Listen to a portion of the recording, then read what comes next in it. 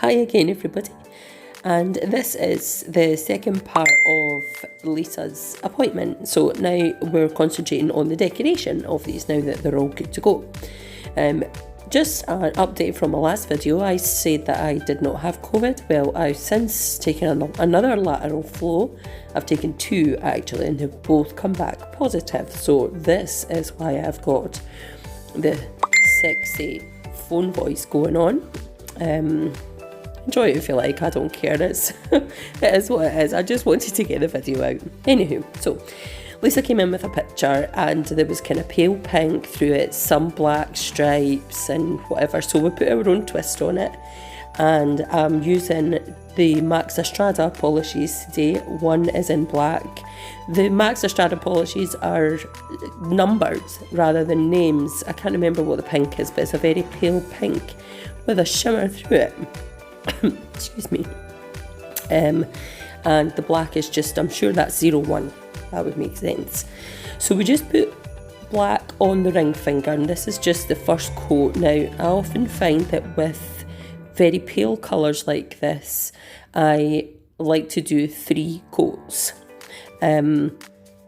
Because it is so much better to get the opacity from 3 thin coats, curing in between, and not doing 1 thick coat or 2 thick coats, because what's going to happen is the lights from your lamp are not going to penetrate the gel polish.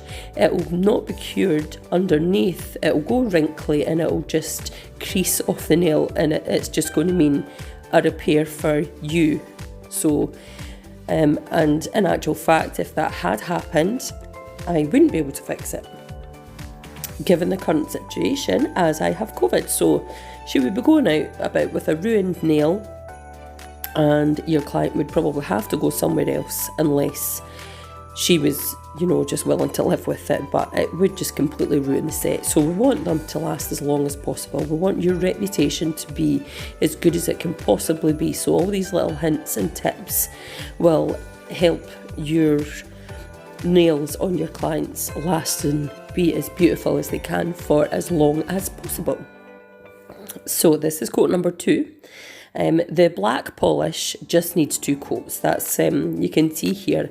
Now, I used to be terrified of black polish and red, because when you get into that cuticle, you just can't get it back out again. It will eventually come off, but it does ruin it at the start. So 3 coats of the pink, 2 of the black.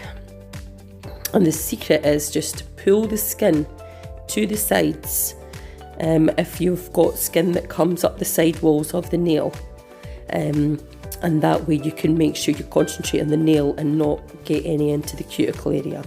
Now, what you just seen me do there, I took a rose gold holographic glitter, and into the tacky layer of the pink I put a glitter fade onto the one nail using just a soft makeup brush, just a small one. And then I get Lisa to put her hand back into the lamp to finish curing, and then I dust off the excess here.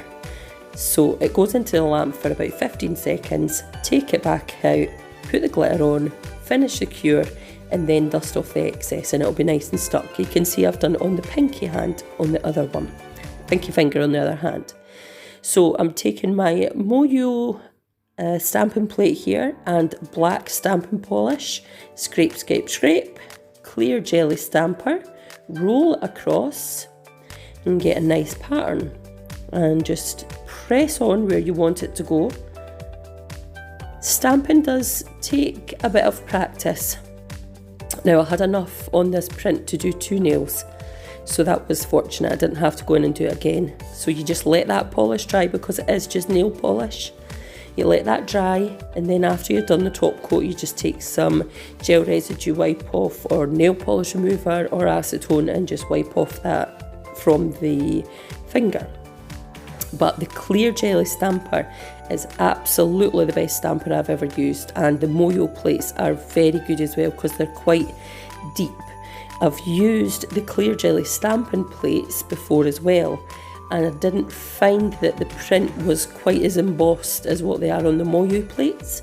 The Moyo plates are quite expensive, some of them, but they have a very good range and you could always look for them second hand.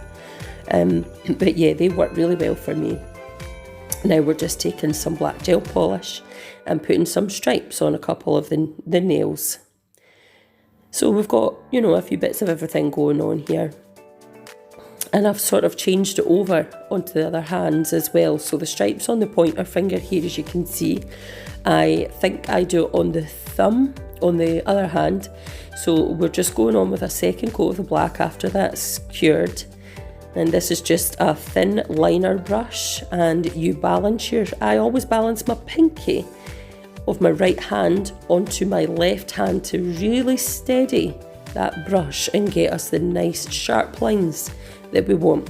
And you can see here, there's my fingers of my left hand, pinky resting on that from my right hand, and then just drag across. There we are.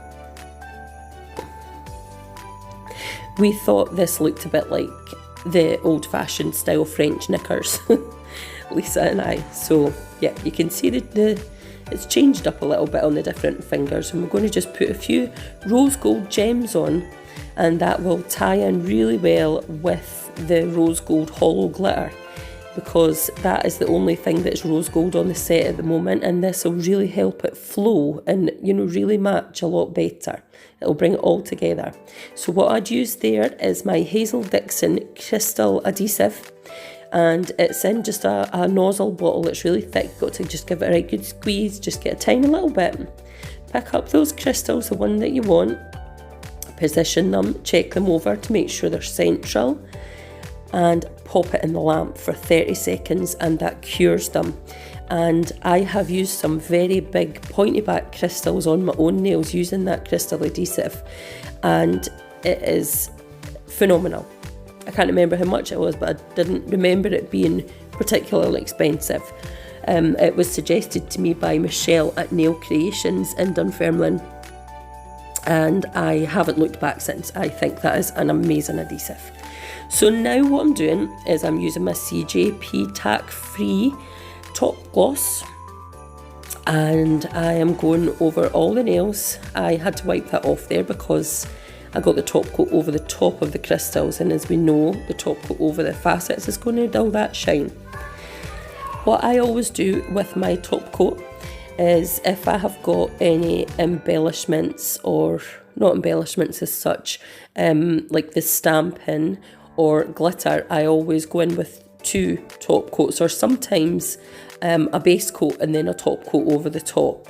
That's probably a better way to do it, actually, because then the top coat is not going to split over the top of the already cured top coat. Imagine if you were putting water on a paper that you'd used a wax crayon on. It just splits, it doesn't stay. Sometimes that happens if you use 2 layers of top coat. So yeah, some base coat and then top coat is a better idea, but I think in this instance I actually just tried to get away with 2 top coats. So we're going right over the top, and that nail polish is completely dry now, because if it wasn't, it would smudge with the top coat going on top, but the design is staying exactly where it is, so it's completely dry. And again, I'm sorry I'm out of shot here, but I'm just top coating there. Now we've left that black nail plain. Absolutely stunning, beautiful black nail, love them. And then we'll just go over the thumb, but you're just going to have to, I thought I fantasised there because it wasn't in shot, but yeah, we've fixed it now a little bit. And then that goes in the lamp. Take this other one out, and this is the second coat on the stamped nail. Make sure you cap right round those edges as well. And then what I do once I'm finished, after it's cured, I check over to make sure there's no gritty bits or lumpy bumpy bits over the surface.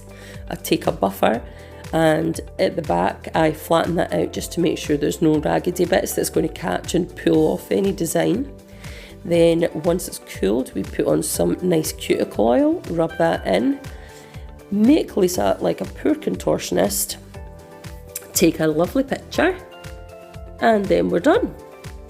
So I'm going to leave you there because I don't know how much more my voice can take. Thanks so much for watching. I would really love it if you could subscribe and maybe like this video or share it. I promise I'll try and make a lot more effort with my YouTube channel. I would really like to. I really enjoy doing it. So anyway, enjoy the rest of your new year, everybody. I hope everybody's getting absolutely shit-faced. I'm going to do dry January. However, I am isolating, so we'll see how that goes.